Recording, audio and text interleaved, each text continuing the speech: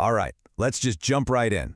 We are living through, right now, one of the biggest technological shifts in all of human history. There's a new kind of intelligence waking up, one that isn't made of flesh and blood, and you know what? It's about to change, well, everything. Everything we think we know about our world, our lives, and maybe even ourselves. So this is the big question, isn't it? It's not just for tech people in labs anymore. This has become one of the most important existential questions of our time. Are we building a tool that's going to lift us all up, or are we maybe engineering our own replacement? The answer, whatever it is going to define the future of humanity. Before we get too far into the future, let's just pause for a second and look at what AI is already doing, like today. It's not some far-off dream. The things it can do are, well, they're staggering, and it's all accelerating faster than any of us can really keep up with. Just look at this. AI is literally all around us. In medicine, it's discovering brand new antibiotics that can kill those terrifying superbugs. It can analyze an MRI scan of a human heart in 20 seconds, something that takes a doctor much, much longer. In our daily lives, it's everywhere. It's sorting our job applications, it's powering Siri and Alexa, it's even helping design the buildings we live in. Seriously, this isn't science fiction anymore. This is just life in the 21st century. So when you have this kind of incredible power, it starts to spark an equally incredible ambition. Some of the smartest people in the world are looking at these tools and they're seeing a path to becoming something more, a way to actually break past the limits of being human. There's a name for this whole idea, transhumanism. And at its heart, the belief is pretty simple. It says we shouldn't just use technology to, cure a disease or make our phones faster. The real goal, the ultimate goal, is to upgrade the human species itself, to actually overcome aging, suffering, and maybe even our own intelligence limits. And this ambition, it kind of breaks down into a three-part quest. First up, super longevity. The idea here is that aging isn't a fact of life, it's just a technical problem that we can solve. Second, super happiness. This is the goal of literally editing our own biology to get rid of negative feelings and engineer a permanent state of bliss. And finally, the most wild one, super intelligence. This is where we merge our brains with machines to create a totally new and vastly smarter form of consciousness. So what's the end game of all this? It's not just a better, healthier human, it's a completely new kind of being. Homo Deus. That's Latin for man-god, a person remade into a god with the powers of creation and even immortality. It's an idea that's been in our myths forever, but now it actually seems like it's within our technological grasp. But here's the catch. What happens if we actually pull this off? This quote from C.S. Lewis is, well, it's chilling. In our big quest to become more than human, do we actually risk erasing everything that makes us human in the first place? In conquering nature, do we end up abolishing ourselves? Because, every dream casts a shadow, and the dream of having godlike power, well, it comes with the potential for a new kind of nightmare, a world of total control, where the very technology we built becomes our cage. This is a fantastic way to think about it. You've got two different paths to a dystopia. On one side, there's George Orwell's fear, a big brother that controls us through pain and censorship. But on the other side is Aldous Huxley's fear, which was way more subtle. He was afraid that we'd come to love our own oppression, that we would adore the technologies that distract us, that make us trivial, that basically destroy our ability to think deeply. And honestly, in the age of AI, it's Huxley's vision that feels creepily accurate.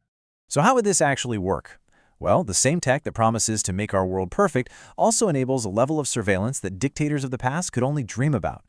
Every single click, every purchase, every conversation, every step you take, it all leaves a digital trail. It creates this massive database of human behavior, all watched over by algorithms. And look, this isn't some crazy theory. In China, a social credit system is already happening. AI-powered cameras and data analysis are used to give every citizen a trust score. You do good things, pay your taxes, volunteer, you get points, which means perks, like better jobs or easier travel. But if you do bad things, even just jaywalking or posting the wrong opinion online, you lose points, and that leads to real-world punishments. You could be restricted from getting a loan, from using the internet, or even from traveling. It's a system built for total social control. But hold on.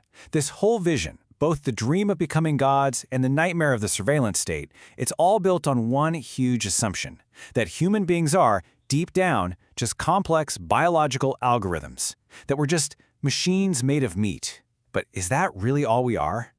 And this question changes everything, because if there is something more to us, something that you can't just compute or simulate, then the whole project of trying to replace us or perfectly control us is built on a really shaky foundation.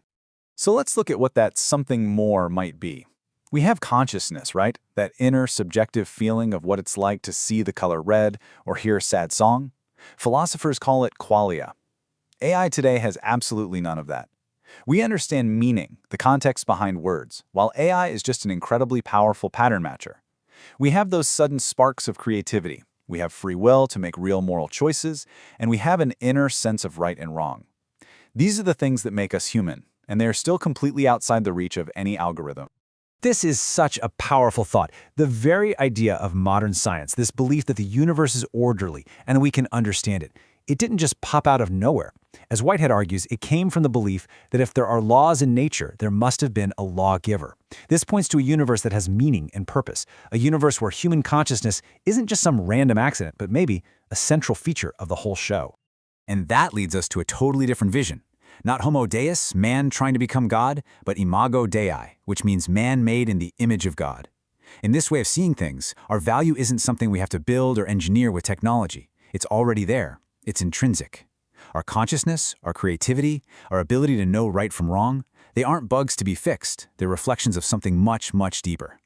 So here we are. We're standing in a massive fork in the road. The rise of AI is forcing us to look at two completely different paths, two completely different ideas for what our future is going to be. On one side, you've got the path of power, the Homo Deus vision.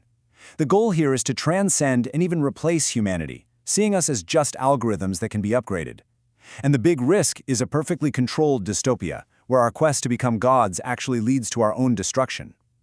Then you have the path of wisdom, the Imago Dei vision.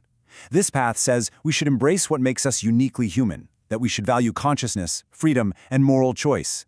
Here, the goal isn't to become God, but to better reflect the image we were made in. This quote just nails the whole dilemma, doesn't it? In our obsession to control everything, to beat aging, suffering, even death, the final price might be losing control over our own souls. We could become masters of the whole universe, only to realize we've become slaves to the very things we created. At the end of the day, the rise of AI isn't just a tech challenge. It's a human challenge. It's like a giant mirror, forcing us to ask ourselves what we really, truly value. As we race ahead building these godlike tools, the most important question isn't, what can our machines do? It's, what are we, in this whole process, choosing to become?